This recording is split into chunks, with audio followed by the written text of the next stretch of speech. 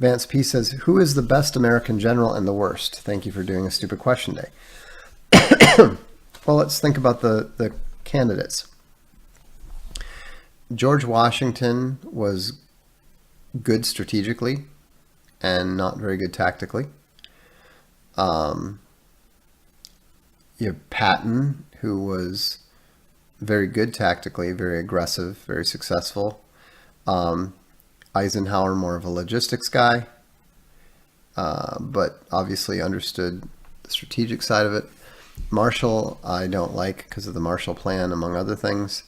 You have Robert E. Lee, who, obviously a lot of people respect and think very highly of, but he was really bad strategically in a number of ways. You've got Grant and Sherman. Grant reminds me a bit of Fabius Maximus. So Pershing from World War One, no, definitely not. And then you've got you've got Norman Schwarzkopf with the whole Desert Storm thing, which, on the one hand, yes, they had overwhelming advantage. On the other hand, they executed flawlessly and, had barely any casualties. So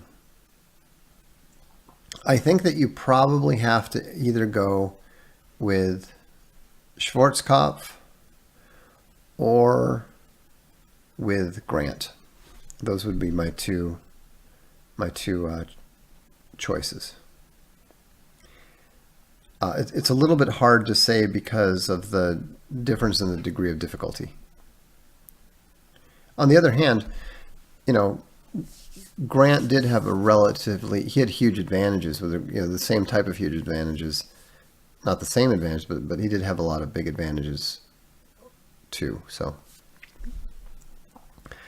I don't have any thoughts on Resident Evil 4.